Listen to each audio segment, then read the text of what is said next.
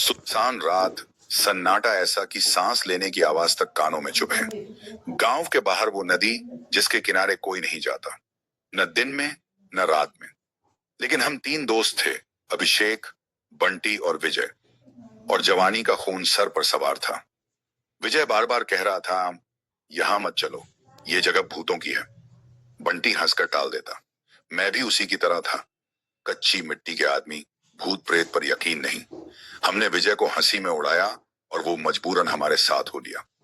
शाम के 5 बजे निकले। खाने पीने का सामान था, हंसी मजाक था। नदी के किनारे हनुमान जी का छोटा सा मंदिर था, इसलिए हौसला भी था। मस्ती में हमें पता ही नहीं चला कि कब रात के 10:30 बजे गए। मैंने कहा, चलो अब घर चलें। बंटी बोला, रुक भाई, जरा टॉयलेट करके आता हूं। हमने कहा, जा, पर दूर मत जाना। वो हंसकर अंधेरे में गुम हो गया। 5 मिनट, 10 मिनट, 15 मिनट, बंटी नहीं लौटा। 20 मिनट बाद हमें घबराहट हुई। विजय और मैं उसे ढूंढने चले। चांद बादलों के पीछे छिपा था। पेड़ों की परछाइयां डरावने नाच रही थीं। तभी हमारे कानों में एक आवाज आई।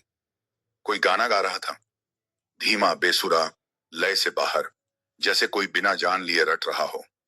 आवाज के पीछे बढ़े तो देखा, बंटी एक पुरानी कब्र के पास बैठा था, पीठ हमारी तरफ, सिर हिला हिलाकर वही गाना दोहरा रहा था। बंटी, मैंने आवाज दी।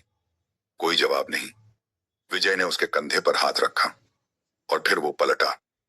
उसकी आंखें लाल, ऐसी लाल जैसे खून से भरी हों। चेहरे पर एक ठहरी हुई बेजान मुस्कान।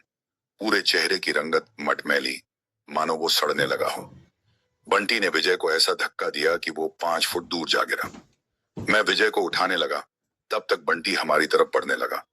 उसके पैर जमीन पर नहीं पड़ रहे थे, वो तैर रहा था हवा में।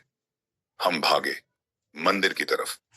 पीछे मुड़कर देखा तो बंटी हमारे पीछे था, पर उसकी गर्दन उलटी थी, मुंह ऊपर, आंखें नीचे, जैसे कोई उसे धागे से खींच रहा हो। हम मंदिर पहुंचे। पुजारी जी को आवाज दी। उन्होंने हमें अंदर खींच लिया। बंटी मंदिर की सीढ़ियों पर रुका। उसकी चीख ऐसी थी जैसे कोई जल रहा हो। पुजारी जी ने नीम के पत्ते उठाए, मंत्र पढ़ा और बंटी की तरफ फेंके। बंटी जमीन पर गिरा, छटपटाया, फिर सहम गया। जब उसे होश आया, उसे कुछ याद नहीं था, पर उसकी आंखें अब भी लाल थीं। पुजारी जी बोले, 4 साल पहले एक आदमी उसी कब्र के पास गया था। उसकी लाश मिली थी। उसकी आत्मा आज तक वहां है। तुम्हारे दोस्त ने उसकी कब्र को छुआ है। अब वो उसे छोड़ेगी नहीं। हमने पूछा, अब क्या होगा? पुजारी जी चुप रहे। बंटी आज भी रात को अकेला नहीं सोता। वो कहता है, कोई उसके कान में रोज वही गाना गुनगुनाता है, और कभी कभी वो गाना खुद ब खुद उसकी जबान पर आ जाता है।